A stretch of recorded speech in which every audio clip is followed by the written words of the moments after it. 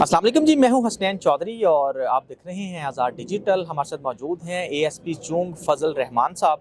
इन्होंने एक ऐसा गैंग जो है वो ट्रेस किया है और उसको गिरफ्तार किया है कि जो कि हनी ट्रैप करता था। और इसमें ख़ास चीज़ ये एक जो है वो नज़र आई है कि पहले जो है वो ख़वातीन के ज़रिए हनी ट्रैप किया जाता था, लेकिन यहाँ पर लड़कों के ज़रिए जो है वो हनी ट्रैप करने का वाक़या हुआ है और उसमें सब कुछ जो है वो गिरफ्तार भी कर लिया गया है और उनसे रिकवरी भी कर ली गई है और मज़ीद तफ्तीश का अमल जारी है। तो इनसे हम बात करते हैं कि ये क्या करता था, किस तरह से लोगों को ट्रैप करते थे, कैसे इनको गिरफ्तार किया गया। तो सर बहुत शुक्रिया टाइम देने का। कैसे गिरफ्तार किया गया, पहले तो ये बताइएगा। बिस्मिल्लाहिर्रहमानिर्रहीम। ये जो हनी ट्रैप का वाक़या है, ये जो मुलज़िम इसमें है, तीनों मुलज़िम हैं, तीनों जौहर टाउन के रिहायशी है। इनको हमने कैसे गिरफ़्तार किया, हमारे पास मुद्दई आते हैं। पहले तो वो कोई फैब्रिकेटेड स्टोरी बता रहे थे कि वो हमें गन पॉइंट पर इसने अगवा किया, हमें ले गए, हमारी वीडियो बनाई, हमारे साथ ज़्यादती की। बाद में हमने जब वेरीफ़ाई किया, उसके मोबाइल फ़ोन को चेक किया, तो असल में it was a honey trap case. उसको बुलाया गया, उसके घर बुलाया गया और जिस घर में बुलाया गया उसमें 3 बंदे थे। इनिशियली इसको एक बंदे ने बुलाया, उस घर में 2 बंदे और भी थे, टोटल मिला के 3 बंदे थे, जिन्होंने इसकी वीडियो भी बनाई, न्यूड वीडियो भी बनाई, इनसे पैसे भी लिए और आखिर में इनके नाम पर एक गाड़ी थी, जिसको ये कोशिश कर रहे थे कि उनके नाम पर ट्रांसफ़र हो जाए। लेकिन फ़ॉर्चुनेटली इसने टाइमली हमें रिपोर्ट किया और हमने पुलिस ने प्रॉम्प्टली जो है ना रिस्पॉन्ड किया और रिस्पॉन्ड करके तीनों के तीनों को गिरफ़्तार भी कर लिया और अल्हम्दुलिल्लाह से बरामदगी भी कर ली है और उनके ख़िलाफ़ कानूनी कार्रवाई भी की है। अच्छा सर, ये गैंग में कितने लोग थे, किस तरह इन्होंने ट्रैप कैसे किया और पहली दफ़ा इनकी बातचीत कैसे हुई, सोशल मीडिया ऐप पे हुई या वैसे कैसे एक दूसरे से मिले? अच्छा, इसमें जो गैंग के मेंबर्स है 3 है, एक इसका इसका लीडर है और 2 इसके और भी मेंबर्स हैं। इनके तरीक़े वारदात ये है कि सोशल मीडिया का इस्तेमाल करते हैं। सोशल मीडिया चूँकि एक पावरफुल टूल है, लेकिन एट द सेम टाइम इसको लोग मिसयूज़ भी कर सकते हैं। तो इन लोगों ने इंस्टाग्राम को यूज़ करके इस बंदे को अप्रोच किया। स्टार्ट में इन्होंने एक्वेंटेंस बढ़ाने के लिए, दोस्ती बढ़ाने के लिए मैसेजेस किए हैं ताकि जान-पहचान बन जाए।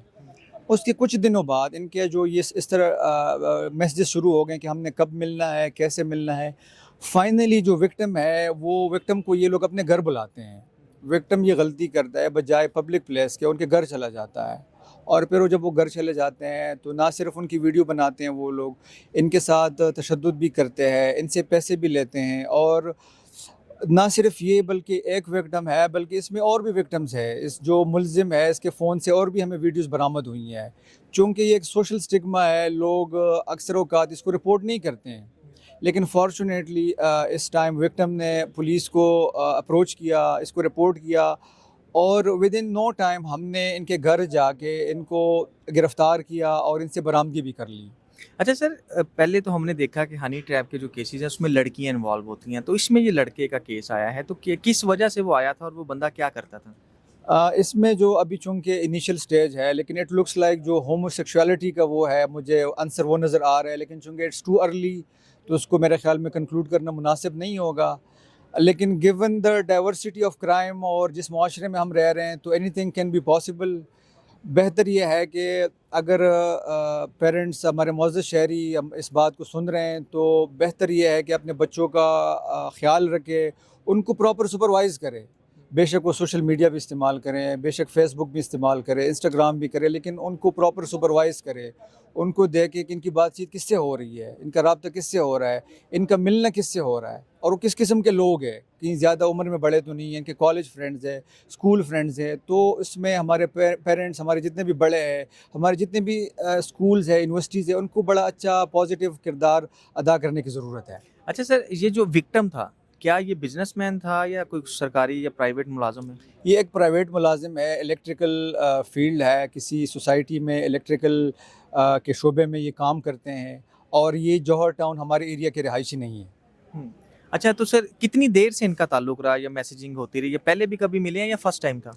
ये फ़र्स्ट टाइम था और तकरीबन 1-2 हफ़्तों से इनके मैसेजेस चलते रहे हैं और विक्टिम ने ये गलती की कि अगर इनके डायरेक्ट घर चला गया, इनको पब्लिक अगर मिलना ही था तो पब्लिक प्लेस पर बुला लेते, तो इनके घर चला गया, उनकी बातों में आ गया, घर बुला के फिर इन लोगों ने ज़्यादती की। अच्छा, कितने पैसे जो है वो उससे लिए और मतलब उनको टॉर्चर भी किया और दूसरा वीडियोज़ के बारे में आप बता रहे थे, तो कोई ऐसा भी एलिमेंट है ज़्यादती वाला? अच्छा, इन लोगों ने टोटल तकरीबन 1,70,000 रुपये से लिए हैं, जिसमें कुछ कैश भी है, कुछ एटीएम कार्ड के थ्रू भी है, कुछ इजी पैसा के थ्रू भी है।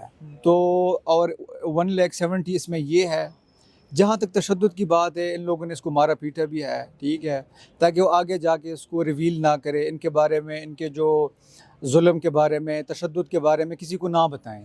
और इनकी जो है ना वीडियोस भी बनाई है, न्यूड वीडियोस भी इनकी बनाई हैं। जब हमने इनके मोबाइल देखा है, ना सिर्फ ये विक्टिम बल्कि और भी विक्टिम्स है, एक दो वीडियोस हमें और भी मिली हैं जिनकी इसी तरह इन लोगों ने वीडियो बनाई है और परहैप्स इसी वीडियो को इस्तेमाल करके उसको ब्लैकमेल भी करते रहे।